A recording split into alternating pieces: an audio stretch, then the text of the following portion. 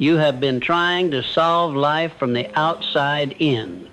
You chase money, you chase approval, you chase position, and every time you catch a little of any of them, peace slips away again. You keep telling yourself, once I have enough, I will finally feel secure, generous, powerful. But you have already had moments with more than you used to dream of, and the feeling passed. That is because you are trying to use material things to fix a spiritual misalignment. Until your thoughts agree with the highest power inside you, nothing you gain will ever be enough. The law is simple. What is not aligned cannot settle. You are restless because your mind has been serving a smaller God, fear, greed, vanity, instead of the God in you. You may not have been taught to think of yourself this way. You have been told you are weak, ordinary, limited, at the mercy of forces you cannot see and cannot influence.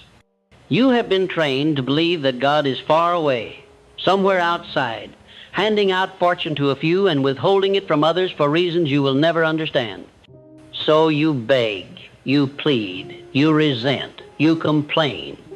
You do everything except assume your rightful duty. To bring your thinking into harmony with the creative, orderly, intelligent power that breathed you into existence. You are not a beggar at the universe's door. You are a carrier of its image, sent here to act, build, and direct. When you forget this, riches becomes a torment. When you remember it, riches becomes a tool. Look honestly at the voice that dominates your mind now. Is it the voice of courage or of fear? Is it the voice of faith or of doubt? Is it the voice of expansion or the voice of smallness? You call this voice yourself, but most of it is not you at all. It is the accumulation of other people's opinions, other people's failures, other people's insecurities, absorbed during your weakest years. The God in you has never spoken in the language of I cannot, I am nothing, I will never. That is the language of the wound, not the spirit. Yet you have allowed the wound to become your teacher. You repeat its words until your nervous system obeys them more faithfully than it obeys any prayer. If you doubt this, observe your own behavior around money. When the thought of riches comes, does your mind immediately see opportunity or danger? Do you think, I could do great things if I had more? Or do you think, if I try, I will fail and be embarrassed? When you see someone prospering, do you feel inspired or resentful? Do you quietly say, why him and not me? These reflexes reveal the God you are serving. The God in you is not threatened by another man's wealth. It is not offended by abundance. It is not offended by vision. It does not whisper scarcity. It whispers responsibility. The higher power in you sees riches as raw material for building, not as a trophy for your ego or a fantasy to soothe your disappointment. You must decide, once and for all, who will be chief in your mental kingdom. As long as fear, envy, and inferiority sit on the throne, you will sabotage every path to increase. You will lose opportunities in strange ways. By hesitating when you should act, by talking when you should listen, by buying what lasts an hour instead of building what could support you for years. You will repeat the same mistakes, then call it bad luck. It is not luck. It is law. The God in you cannot bless thinking that contradicts its nature. You cannot think from a place of lack, hostility, and self-contempt, and expect the fruits of faith, goodwill, and self-respect. You must uproot the lesser rulers and invite the rightful king to speak. What does it mean, practically, to align your thoughts with the God in you? It does not mean fleeing from the world, despising money, or pretending you do not need anything. It means you begin to think from the vantage point of power instead of victimhood, of order instead of confusion, of purpose instead of mere survival.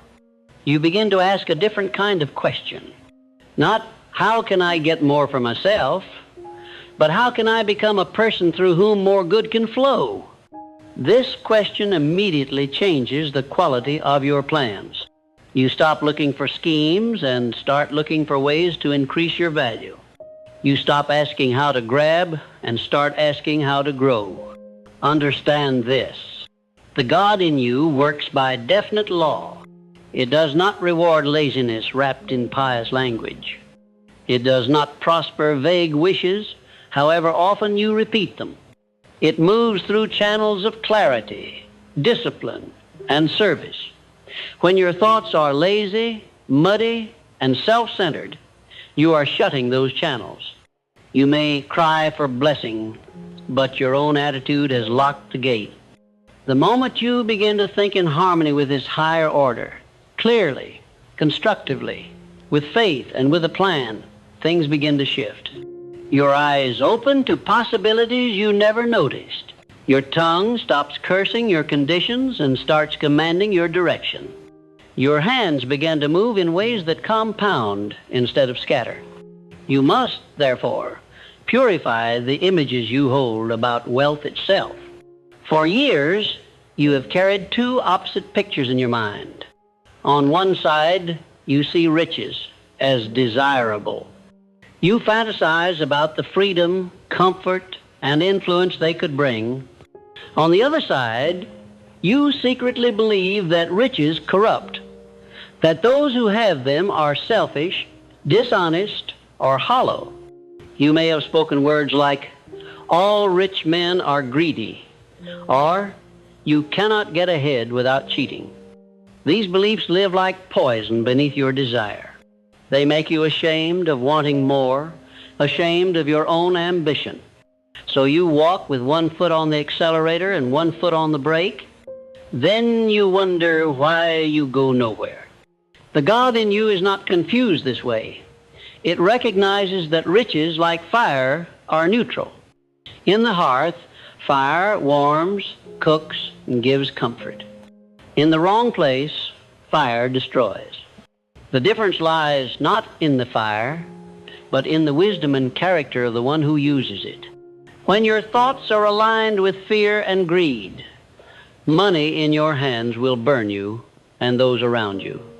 When your thoughts are aligned with courage, honesty, and purpose, money in your hands will build, protect, and expand good. The power in you will never entrust you with more of this fire while you insist on thinking like a child who sleeps near a candle with dry straw at his feet. So, your first task is not to chase riches, but to become the kind of vessel that can carry them safely. This means discipline. The God in you is a God of order. Look around at your current life. Is there order or chaos? Your room, your work, your accounts, your habits, do they show respect for order or contempt for it? Do you leave everything half finished, every promise half kept, every plan half thought through? Then do not be surprised that increase passes over you. Wealth flows toward the path of least resistance. A life full of leaks, clutter, and broken commitments is high resistance. A life arranged with care, even in small things, is low resistance. Order is a form of worship. When you bring order to your affairs, you are saying to the God in you, I am ready for more. Next, examine your attitude toward work. You may say you desire prosperity, yet you treat your current tasks with boredom, hatred, or indifference. You expect the highest power in the universe to promote you while you despise the ground beneath your feet. That is not alignment. That is arrogance. The God in you respects diligence. It does not shame you for humble beginnings. It honors faithfulness in them. When you pour your best into what is in front of you, not as a slave to men, but as a partner with the divine, you change the spiritual climate around your labor. You are no longer dragging yourself through your duties. You are infusing them with intelligence and care. Such work has a fragrance. It attracts opportunity. You must also correct the way you speak about yourself. Every time you say, "I am poor, I am unlucky, I am destined to struggle," you are writing commands to your own subconscious, and it obeys them far more loyally than it obeys any hopeful phrase you utter once in a while. The God in you calls things that are not yet as though they were. It does not lie, but it speaks from the reality of potential instead of the limitation of current appearance. Begin to say with conviction, "I am learning to be a wise steward. I am becoming a man of value. I am aligning my thoughts with power, not with weakness." At first, your circumstances will laugh at these statements. Answer by action. Prove them with behavior until they are no longer affirmations, but descriptions.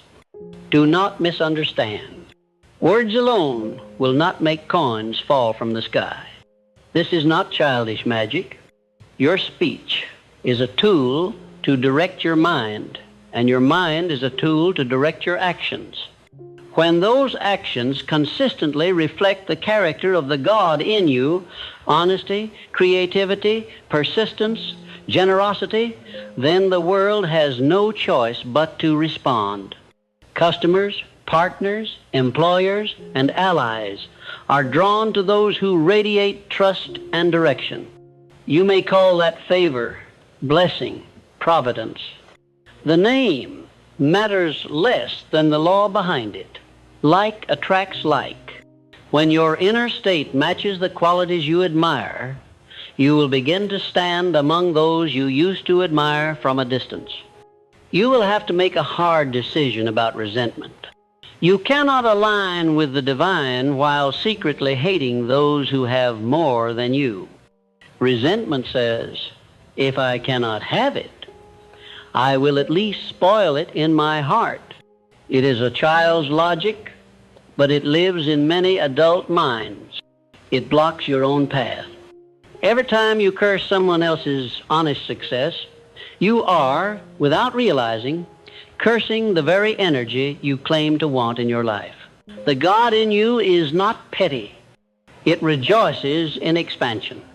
It is pleased when men and women use their gifts fully. Start blessing what you want instead of despising it in others. See honest wealth and say, "Let more of that kind of abundance come into the hands of the wise, and let me become one of them." You will also need to face your hidden fear of responsibility. At the surface, you say you want riches. Underneath, your imagination may be painting terrifying pictures. Relatives demanding help, critics whispering, "He has changed." Your own weaknesses magnified by access to more comfort and temptation. A part of you knows that if more power and money were to flow into your current state, you might mishandle them. So you stall unconsciously. You delay, you sabotage, you forget, you choose smallness because smallness feels safer. The God in you does not cater to your cowardice. It calls you to grow into a man who can stand taller without losing his balance. Aligning your thoughts means asking, what kind of character must I build now so that increase does not destroy me later? This is where riches become a tool instead of an idol. When your chief question is, what will wealth allow me to become and to build, rather than how will it make me look, your relationship with it changes. You no longer dream of riches as an escape from yourself, but as a means for your true self to express more fully. You begin to see specific uses, investments that expand value, support that lifts worthy endeavors, provision that frees you from panic and allows you to think long term. You stop worshiping the symbol and start planning for the work. The God in you is always concerned with the work. The alignment begins inward, but it must flow outward in practical ways. Order, diligence, speech, forgiveness, courage, responsibility, these are not abstract virtues. They are expressions of the divine law written in your bones. Each step you take to embody them is a step away from living as a victim of circumstance and toward living as a co-creator with the power that made you. And as you walk that path, riches, whether in the form of money, ideas, relationships, or opportunities, begin to lose their power to intoxicate you. They become instruments in your hand. You are no longer impressed simply by the size of a man's house. You ask who he became in order to build it, and what he is doing with the influence it gives him. This is the shift you are being called to make. You have spent enough years begging outside your own life, asking for relief while refusing to take your place at the helm. The God in you has waded through all your excuses, all your self-insults, all your small thinking. It has watched you treat your mind like a dumping ground for fear and your hands like tools for survival only. Now it is time to reverse the order. Begin to think from that higher place. Begin to treat your very capacity to think, choose, and act as your first and greatest wealth. When that inner capital is put under divine management, every other kind of capital you touch will begin to serve, not rule, you. And as this new way of thinking takes root, you will feel something you may not have felt in years. Calm, not because your circumstances have magically changed overnight, but because for the first time your thoughts are marching in one direction under a worthy commander. You are not chasing illusions, you are building foundations. You are not trying to buy your way into peace. You are letting peace flow from right order within. In that state, even before the outward riches arrive, you are already richer than the man whose coffers are full, but whose mind is in rebellion against the God in him. You are beginning to understand the true sequence. First alignment, then abundance, first character, then capacity, first purpose, then provision. From here, everything else follows. You've heard all your life that God helps those who help themselves, but no one explained what that really means. You were left with the idea that the divine is a distant spectator, occasionally intervening if you labor enough to deserve it. That picture is incomplete. The God in you does not sit outside your struggle, watching with folded arms. It works through your thinking. It moves when thought, desire, and action line up with law. When your mind is confused, divided between faith and fear, the signal you send is scrambled. You're like a man turning the wheel of a ship left and right in rapid succession.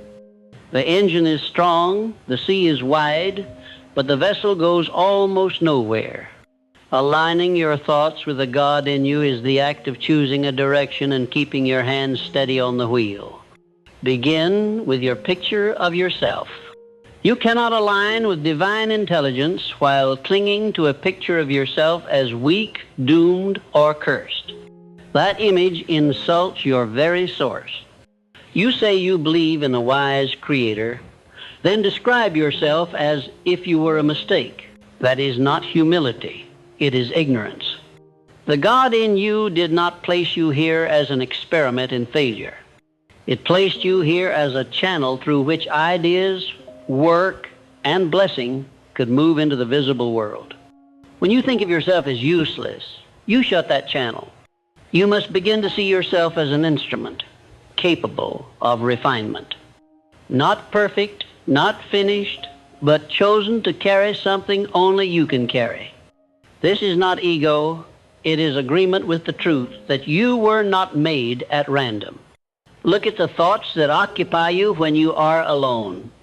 Not the words you speak in public, but the stream that runs under your actions. How much of that stream is devoted to worry, to imagining disaster, to rehearsing old injuries? How often do you mentally replay past humiliations, old mistakes, wrongs done to you, or chances missed? Every time you dwell on these, you are kneeling before the altar of your wound, not before the God in you. You are feeding the very version of yourself that you claim you want to outgrow. Divine intelligence is always directing you forward, toward growth, toward responsibility, toward creation. Your mental replay of past pain pulls you backward. You cannot walk both directions at once. To align your thoughts, you must begin to treat your attention as sacred. You cannot spread it like grain before every stray emotion and gossip. The God in you gave you the power to choose what you will hold in mind.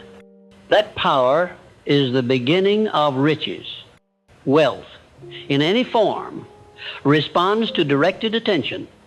You say you want prosperity, but you spend most of your thinking hours on things that have nothing to do with building it.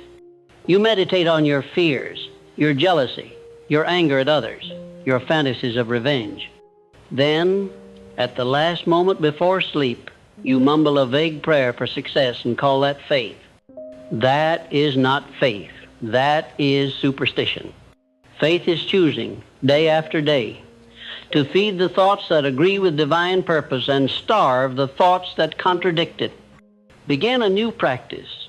Each morning, before you face the demands of the day, sit quietly and ask yourself, what kind of man must I be today to honor the God in me? Not what do I want to get, but how must I think, act, and respond? Picture yourself moving through the day with clarity and integrity. See yourself carrying your tasks with diligence, speaking with calm, meeting challenges with courage. Then ask one more question. What is one concrete action I can take today that expresses this alignment? Make it specific. It may be setting your accounts in order, apologizing where you have been unjust, beginning a piece of work you have postponed, or saying no to something that has drained you. This action becomes your daily proof that your thoughts are not fantasies, but marching orders. As you walk through the day, pay attention to the moments when you feel your inner temperature rise in fear, in anger, in panic. These are the crossroads where your old gods show themselves. In those moments, pause and ask, who is speaking right now? Is this the God in me, or is this my fear?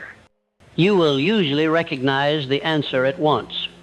Fear speaks quickly, harshly, accusingly.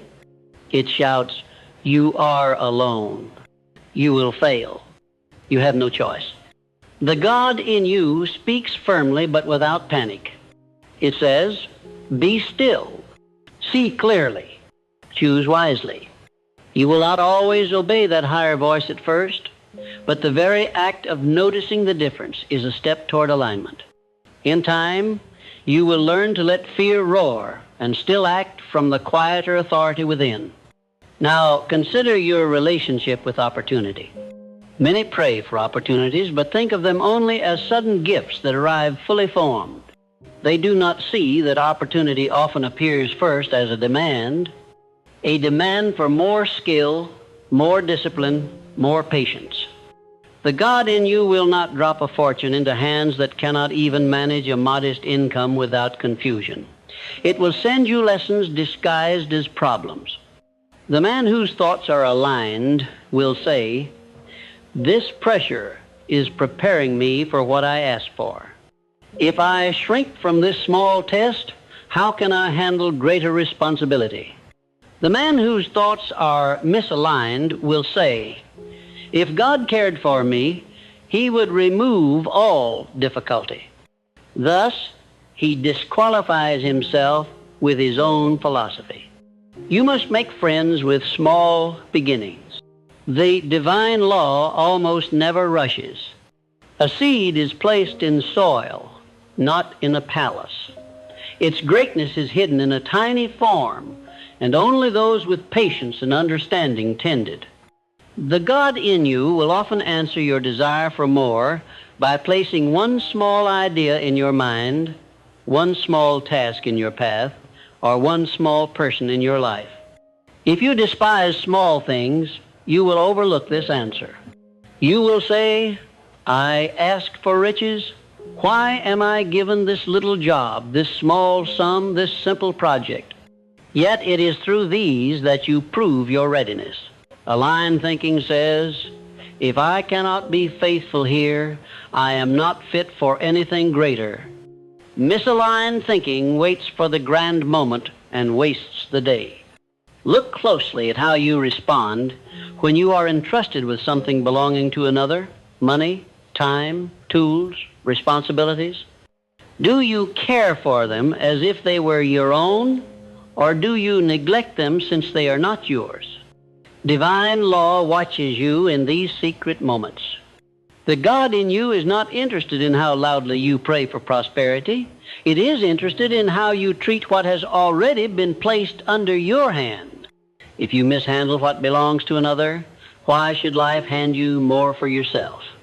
Alignment means seeing every entrusted thing, however small, as a chance to prove that you are a wise steward. This attitude alone will separate you from most men. You must also align the way you handle injustice. There will be times when you are passed over, taken advantage of, or rewarded less than you deserve. If your thoughts are not aligned, you will let bitterness take root. You will say, what is the use of trying? The world is unfair. No matter what I do, others will get ahead. That thought is a poisoned dagger aimed at your own destiny. The God in you is fully aware of every wrong. It is not blind, but it does not build your future on resentment. It builds it on persistence, adaptation, and trust in law. Aligned thinking says, I see the injustice, but I will not let it become my master. I will use what I have learned to move wiser and stronger, not weaker and smaller. Consider the law of cause and effect. You claim to trust God, yet you often think as if life were random. You see a man prosper and assume luck. You see another fall and assume bad fortune. You ignore the causes that led to each outcome. The God in you operates through law, not whim. When your thoughts align with this, you stop complaining about results and start examining causes.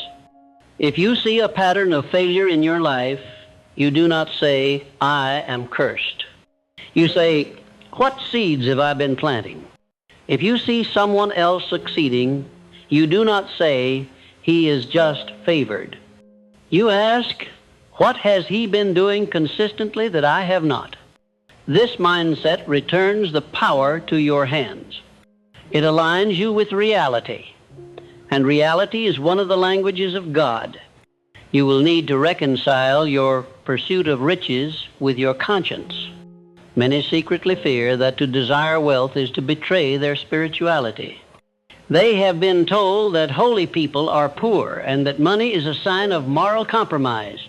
So they live in inner conflict, pulled toward prosperity, yanked back by guilt. This tug-of-war keeps them half committed to both poverty and wealth. The God in you is not at war with provision. It is at war with greed. Greed says, everything for me. God in you says, much through me. If your growing riches are matched by growing generosity, wisdom, and service, they are not corrupting you, they are equipping you. If your riches outgrow your character, they become a chain. Align your thoughts with this. I will become a man whom riches cannot spoil. Begin to think of money as a messenger, not a master. It arrives to tell you something about the value you are creating, the trust you have earned, the discipline you have kept or neglected. If you consistently find that money flees from your hands, do not curse it. Listen, what is it revealing? Are you impulsive? Are you easily pressured into foolish purchases? Do you use it to soothe your emotions instead of building your future? The God in you is always speaking through patterns. Aligned thinking studies these patterns, learns, and adjusts. Misaligned thinking ignores them. and instead demands a miracle to erase the consequences of neglect. There is a deeper alignment still, aligning your thinking about your life's purpose. You were not placed here merely to collect possessions. You were placed here to develop certain qualities, to contribute in specific ways, to grow your soul. When your pursuit of riches ignores this and runs only along the track of more, the God in you will resist you. You will feel blocked, frustrated, restless, no matter how much you accumulate. But when you begin to ask, how can increased resources allow me to fulfill my purpose more completely? A door opens. The divine in you can cooperate with that question. It can send ideas, connections, and opportunities that match it, because you are no longer asking for something that shrinks you, but for something that expands you. You must also clean the inner lens through which you view failure. At present, you see failure as proof that you are abandoned. You tell yourself, if God were with me, this would have worked. So each disappointment shakes your faith. In truth, many failures are not the absence of God, but the correction of your path. They show you where your approach is immature, where your motives are mixed, where your knowledge is lacking. Aligned thinking says, this did not work. Why? What is this trying to teach me? How can I bring my next effort more fully in line with truth? In this way, each setback becomes a tutor instead of a tombstone. The God in you can work with such a mind. Finally, you must commit to constancy. Alignment is not a single moment of inspiration. It is a way of living. You cannot think one noble thought in the morning and then live the rest of the day as if you were powerless. You cannot honor the God in you with your lips once a week while dishonoring it daily with your choices. Divine law responds to what you truly are, not to what you occasionally feel. This means you must choose again and again to bring your thinking back into harmony when it wanders. When you catch yourself fretting over lack, turn your mind to gratitude for what you have and to plans for using it wisely. When you catch yourself poisoning your mind with jealousy, turn to appreciation of the qualities you admire and to development of those qualities in yourself. As this constancy grows, something remarkable happens. You stop asking, will I ever prosper? And begin asking, how can I best direct the prosperity that is already flowing toward me as I become more aligned? That is not arrogance, it is recognition of law. When you move in step with the God in you, the question is no longer whether life will respond, but how you will manage that response. From this vantage point, riches cease to be an obsession. They become part of a larger plan, a plan to live fully, to serve deeply, to express the best within you without being chained by either poverty or excess. And in that state, even before numbers appear in your ledger, you will feel the taste of a different kind of wealth, the wealth of a mind no longer at war with its own source. The man who walks in that wealth is already ahead of one who counts coins with a fearful, grasping heart. For the first time, you will stand in the middle of your current circumstances, however modest, and sense that you are no longer trapped. You are aligned. You are turning the wheel in one steady direction. You are thinking with the God in you, not against it. From there, every outer increase is no longer a desperate need, but a natural consequence of who you are becoming. Now that you understand alignment begins in the unseen territory of your thoughts, you must learn how to harness the greatest inner instrument you possess, imagination. This faculty has been handed to you by the God in you, not so that you can torment yourself with pictures of disaster, but so that you can design your future. Yet most people use imagination against themselves. They imagine losing their job, losing their health, being humiliated, being rejected. They rehearse these scenes with such intensity that their bodies react as if they were real. Then they call themselves realistic. There is nothing realistic about constantly imagining what you do not want. That is not realism. That is misuse. The God in you never shows you a vision of increase simply to mock you. When an idea arises in your mind of a richer, more disciplined, more impactful life, it is not an accident. It is not a random daydream. It is an invitation. It is your spirit saying, here is a possible version of you that matches the gifts you have been given. Will you move toward it? Misaligned thinking dismisses such visions immediately. That's too big. I'm not that kind of person. That could never happen for someone like me. With those sentences, you slam the door in the face of your own future. You call the messenger a liar and then ask why no good news comes. You must begin to treat these higher visions with seriousness. When a picture rises in you of a life where your mind is clear, your finances are ordered, your work is meaningful, and your generosity is strong, do not push it away. Sit with it. Study it. Ask, what qualities does that version of me possess that I do not yet live out? How does he think? How does he spend his time? How does he speak about himself and others? What does he refuse to tolerate? This is not fantasy. It is blueprint work. The God in you is the architect. Your imagination is the drawing board. Your discipline and actions are the construction crew. Without this sequence, riches will either remain distant or arrive as a house built without a plan, ready to collapse. To move from vision to reality, you must establish what has been called a definite chief aim. This is a clear statement of what you intend to accomplish and who you intend to become in the process. Most men drift because they never define such an aim. They say they want more money or a better life, but these phrases are so vague that they give no direction. The God in you works through specificity. When you decide, I will build this kind of work in this spirit, serving this kind of need, and I will become this kind of man as I do so, you draw a straight line in your consciousness. Energy, ideas, and opportunities can now align along that line. Without it, your inner and outer world remain scattered.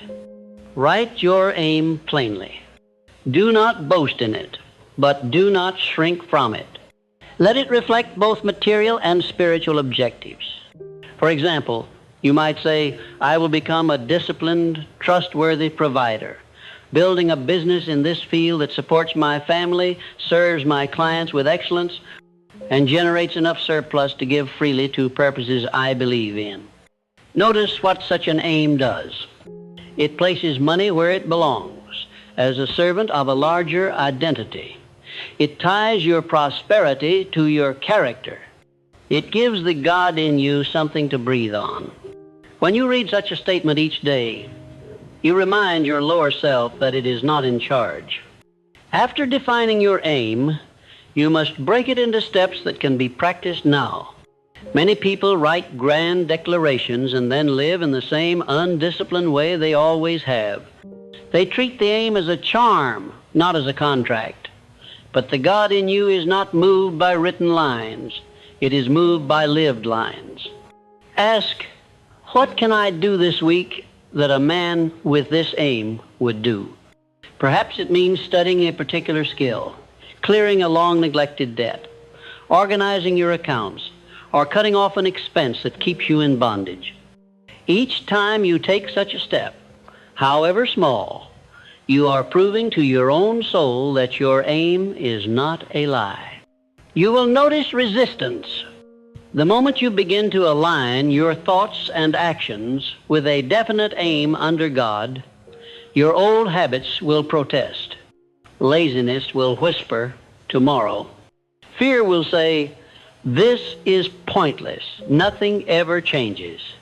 Pride will ask, what will people think if you fail? These voices have ruled you for years. They will not vanish simply because you wrote a noble sentence. Alignment is tested precisely here. Will you let the God in you answer these objections through your will? When laziness speaks, your reply must be action. When fear speaks, your reply must be a small step taken in spite of the feeling. When pride speaks, your reply must be humility, choosing growth over image. As you persist, even clumsily, in this direction, you will start to experience small but clear evidence of change. You will catch yourself thinking more constructively about obstacles. Instead of collapsing at the first sign of difficulty, you will ask, "What is this here to teach me? How can I adjust?" You will find it easier to refuse temptations that once ruled you. You will feel a new seriousness about waste. Wasted time, wasted money, wasted words. This seriousness is not gloom, it is focus. The God in you is sharpening your sense of stewardship. You are beginning to feel the weight of your own life, not as a burden, but as a responsibility you are willing to accept. As your inner state changes, your perception of riches will undergo a quiet revolution. The things you once craved for will lose their charm. You will see the empty shine on possessions bought to impress others. You will recognize the desperation in constant display. Instead, you will begin to hunger for assets that increase your freedom and your ability to do good. Skills, savings, investments, strong relationships, a clear mind. You will ask of every potential use of money, "Does this strengthen me for my purpose, or does it merely decorate my insecurity?" That single question will protect you from many hidden traps. It is the God in you training you to treat riches as tools in a workshop, not as ornaments in a vanity hall. You must also align your giving with this inner law. Many speak of wanting to be generous one day when they have more. That one day never arrives, because generosity is not born of amount, it is born of attitude. The God in you is generous now. It is the force that gave you breath, ideas, opportunities, and second chances. When your thoughts are aligned with this God, you will begin to give from whatever you have in ways that are wise and purposeful. This might be giving time to help another grow, sharing knowledge freely, supporting a cause in a modest but consistent way, or quietly meeting a need in your circle. Such acts open the flow. They train your nervous system to see yourself as a source, not merely a consumer. A man who has practiced giving when his means were small is the one who can be trusted to give when his means are great. Do not confuse this with reckless charity or attempts to buy approval. Misaligned giving can be as damaging as misaligned gaining. Some give to feel superior, to control others, or to soothe their guilt. That kind of giving does not align with the God in you. It feeds the very ego you are trying to transcend. Aligned giving asks, what does love require here? What does wisdom advise? Does this help the person rise, or does it keep them dependent? It respects law. It sees that sometimes the best gift is guidance instead of money, opportunity instead of rescue, patience instead of interference. When your generosity is married to discernment, riches in your hand become instruments of real uplift. There is another faculty you must bring under divine alignment, your memory. At present, you use memory mainly to collect pain. You remember every insult, every failure, every time you were overlooked or cheated. You repeat these stories until they become the core of your identity. This is a tragic misuse of a sacred gift. The God in you gave you memory so that you could recall lessons, preserve wisdom, and treasure moments of grace. You must deliberately choose what to remember often. Begin to recall, again and again, the times you were strengthened, provided for, guided. Remember the times you rose when you thought you could not. Remember the skill you have gained, the progress you have made, the doors that opened unexpectedly when you were aligned. This selective remembering is not denial. It does not pretend that nothing bad has happened. It simply refuses to let injury have more space in your mind than instruction. When you recall a painful episode, ask, what did this teach me that I still carry as strength? Then fix your mind on that lesson more than on the wound itself. In this way, even your past becomes a tool instead of a chain. The God in you wastes nothing. When you join it in this economy, your history stops working against you and begins to serve your growth. Pay close attention to how you speak about the future. Misaligned thinking throws phrases like, I'll probably never get out of this, men like me never win, my family's always been poor, as if they were harmless.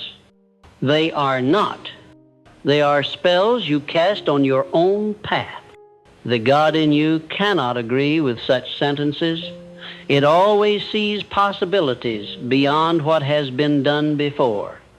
To align with it, you must discipline your tongue. Replace the old phrases with ones that do not lie about your current condition but do not imprison your destiny. I am learning how to rise from this. I come from lack, but I am building a new pattern. My past does not dictate my final outcome. Repeat these not mechanically, but as choices. Then support them with action. You will find that as your inner conversation changes, the opportunities that once intimidated you will begin to feel natural. A door that used to make you say, someone like me does not belong there, will now make you say, if this is aligned with my purpose and I am prepared, I will step through calmly. You will still feel nerves at times. That is human. But you will no longer interpret those nerves as proof that you are an imposter. You will see them as energy that can be harnessed. The God in you does not tremble before any room, job, or figure. When your thoughts align with that presence, you can walk into new territory without bowing to self-contempt. As you continue this alignment, you will watch a subtle but powerful shift in your relationship with other people's opinions. At present, you may be ruled by them. You may alter your plans, shrink your ambitions, and betray your own insights just to avoid disapproval. That is misalignment. You are treating human reaction as the voice of God. The God in you is not harsh, but it is firm. It does not adjust truth to please the crowd. When you are aligned, you listen carefully to counsel, you consider criticism, but you do not surrender your inner guidance at every raised eyebrow. You know what you are aiming for, and you know who you are aiming with. This inner certainty gives your actions a quality of inevitability that others feel. Over time, as your thoughts, words, and actions increasingly reflect this partnership with the divine within, riches, however they manifest, will find their rightful place in your life. They will no longer be the object of your worship or the measure of your worth.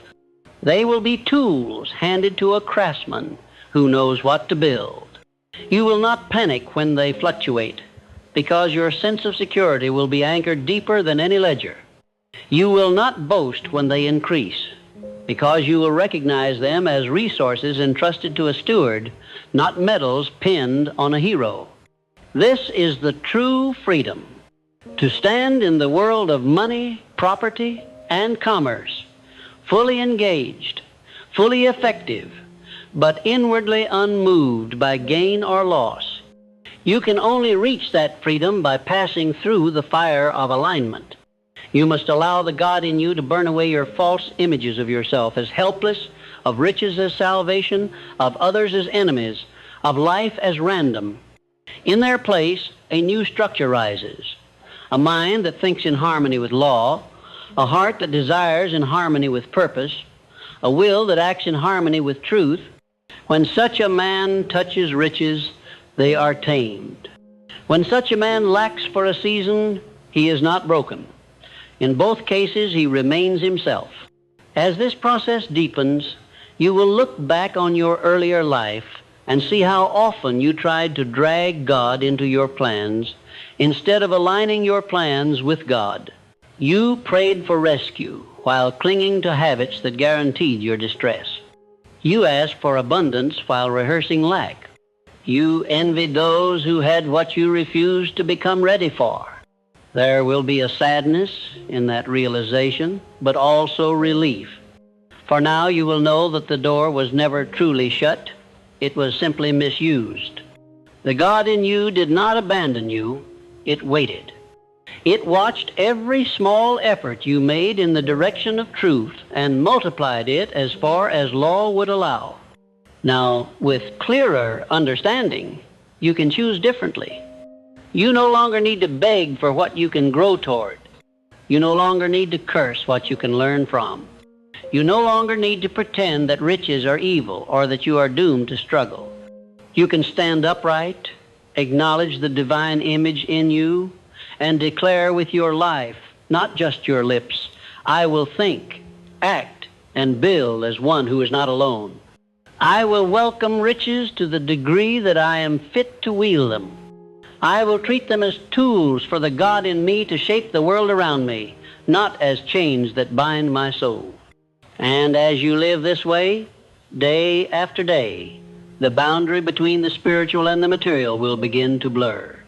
You will stop dividing life into holy and practical. You will see that how you keep your word, how you handle a coin, how you respond to difficulty, these are all spiritual acts. They either align with the God in you or they do not. In that clarity, every choice becomes an altar, every task a prayer, every coin a seed. You will have stepped into the true wealth, a life in which your inner and outer worlds finally tell the same story. When you reach the point where your inner and outer worlds tell the same story, you will notice that life begins to answer you differently. Doors that once seemed welded shut begin to swing, sometimes quietly, without drama.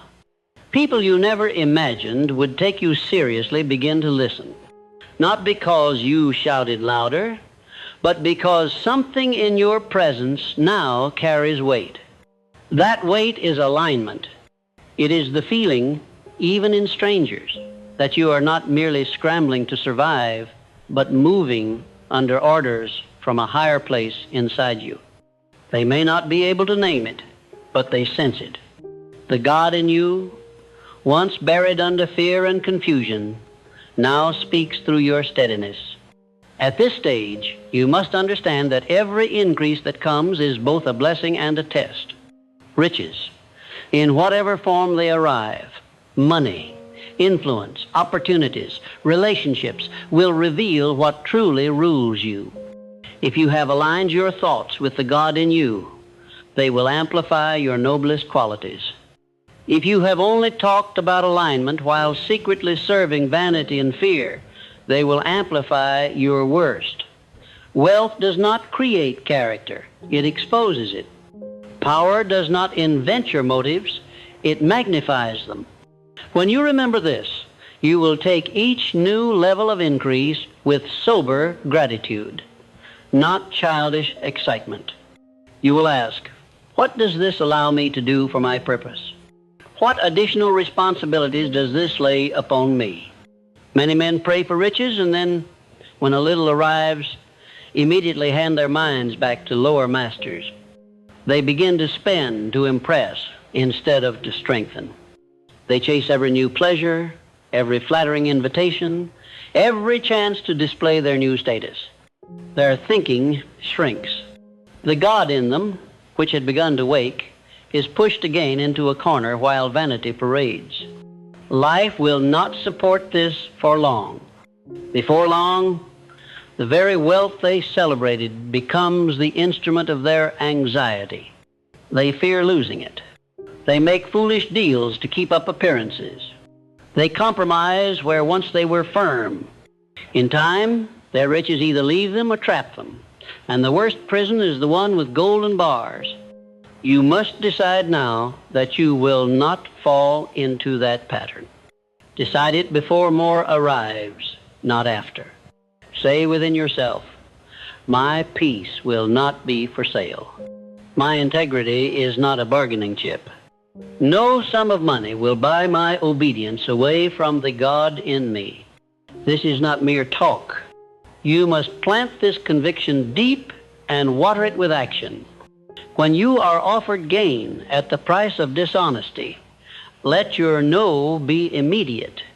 When you are tempted to spend beyond your wisdom just to show that you can restrain yourself, when others boast about what they own, stay rooted in who you are becoming. Each such choice is a stone in the foundation of a fortune that will not rot your soul. As riches become a tool in your hands, you will discover an unexpected calm. The frantic craving that once drove you begins to fade. You no longer stand in front of every symbol of wealth with hungry eyes. You evaluate instead. You ask, will this serve my purpose? Will this add strength or merely comfort?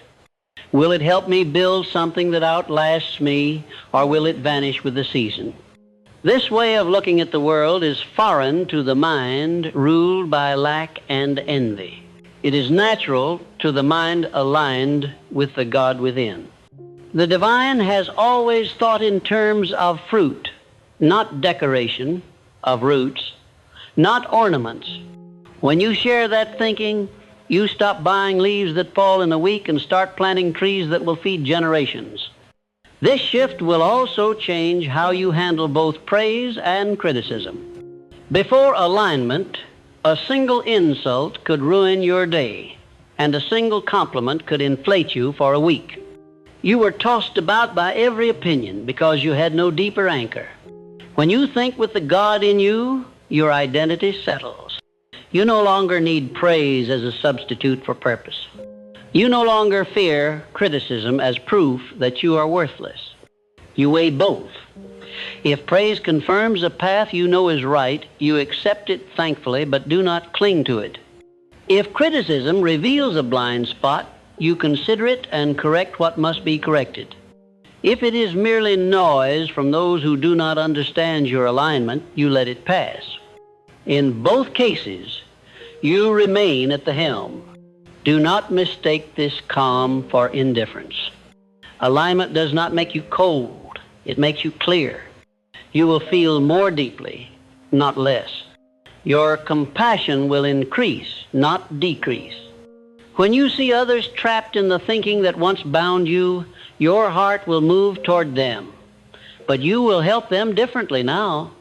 You will no longer join in their self-pity, their endless rehearsing of how unfair life is. You will not feed their belief that they are cursed. You will speak to the God in them. You will say, directly but kindly, you are not as powerless as you believe. Your thoughts are not harmless. Your words are not cheap. Your habits are not accidents.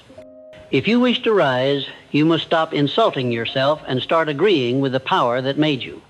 Some will resist this. Others will wake. As you grow, you will find that the greatest use of riches is not in what you consume, but in what you enable. You will look for places where a small, wise investment can unlock large good. You will notice the man of character who lacks tools, the woman of discipline who lacks backing, the idea that could bless many if only someone believed early. In those moments, you will remember the times when you were that man or woman, when a little encouragement or a small resource would have changed your path. The God in you will whisper, now you are the one who can do for another what you once begged others to do for you. To act on that whisper is to turn money into a holy instrument, not by some ceremony, but by the intention behind its use. Guard yourself, however, against the savior fantasy. Some, upon gaining a little influence, try to rescue everyone. They pour out time, money, and energy into hearts that have no intention of changing. They ignore their own purpose and become professional fixers of other people's crises. This is not alignment. It is pride wearing a hero's cloak. The God in you is not reckless. It sees that some lessons cannot be skipped for others without robbing them of their own alignment journey. You must learn to ask, is this my assignment? Will this truly help, or am I playing at being indispensable? Sometimes the most aligned act is to step back and let another man meet his own consequences until he decides to think differently. You will also, if you are honest, have to face the residue of old fears that still try to rise in you even after long progress. There will be days when a sudden loss, a sharp word, or a new challenge awakens the old voice. See, nothing has changed. You are still that same small, cursed soul. In those moments, do not despair. The existence of that voice does not mean your alignment is false. It means your old patterns are making one last attempt to regain the throne. Answer them from the new place you stand. Speak aloud if you must. I refuse that identity. I do not agree. I have evidence now that when I think with the God in me, doors open. I will not crawl back into the cage just because it is familiar. Then act in harmony with that declaration. As years pass, the record of your life will begin to confirm the law you have obeyed. You will see a line of decisions where you chose alignment over impulse, purpose over pride, stewardship over carelessness. Each of these choices will have yielded fruits. Opportunities you were ready for, relationships built on trust instead of need, finances that could withstand storms instead of crumbling at the first gust. You will also see lines where you refused alignment, where you yielded to fear, took the easy gain, avoided necessary pain. Their fruits will also be visible. Detours, losses, broken agreements, stretches of unnecessary struggle. This honest review will not be for condemnation, but for understanding. You will say, where I thought with the God in me, I rose. Where I thought against it, I fell. The pattern is plain. With that clarity, your faith will no longer be fragile. It will no longer rest on mood or on momentary outcomes. It will rest on law. You will not ask, does this principle work? You will know it does because you have seen it both honored and violated in your own history. This kind of faith is unshakable. It does not require constant emotional excitement. It does not vanish when one venture fails or one deal goes sour. It says, the law is intact. I misapplied it here. I will adjust and continue. This steady faith allows you to keep building when others quit. It allows you to keep sowing when others hoard. And in time, it allows you to keep giving when others cling in panic. Now consider your legacy. Alignment is not only about how you live, it is about what you leave behind. Not just in coin or property, but in pattern.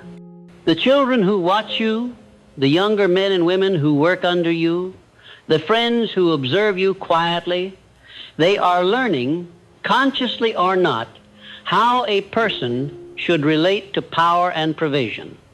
If they see you crumble under every difficulty, worship every advantage, panic at every fluctuation in income, cling to every possession as if it were your life, that pattern will sink into them. If they see you think with the God in you, calm in uncertainty, firm in integrity, generous without foolishness, prosperous without arrogance, that pattern will also sink into them. You will be, to them, either a warning or a model. You may not think of yourself as important enough to shape others in this way. That is another lie of smallness. Everyone shapes someone. The question is not whether you influence, but how. The God in you has no interest in a life that ends only in a pile of things. It is after a quality of soul that can be passed on. Riches used as tools in such a life leave behind more than structures and accounts. They leave behind habits of thought. A child who grows up watching money treated as a servant of purpose will find it far easier to avoid being mastered by it. A community that sees one of its own rise through alignment instead of manipulation will find it harder to believe the old lie that success belongs only to the corrupt. As your days lengthen, you will find your definition of riches expanding beyond what you first thought. When you began this journey, you may have fixed your eyes on numbers, on outward symbols. Now, you will recognize wealth in other forms. The ability to rest without guilt, to work without dread, to speak without lying, to lose without crumbling, to win without swelling. You will count as riches the people you have helped stand on their own feet, the ideas you have brought into the world, the wrongs you have refused to participate in even at a cost. These do not vanish with markets or fashions.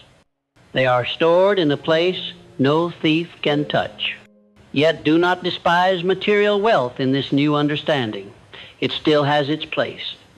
The God in you is not offended when you live in comfort, travel with ease, or enjoy beauty, provided these are expressions of order and gratitude, not shrines to your ego.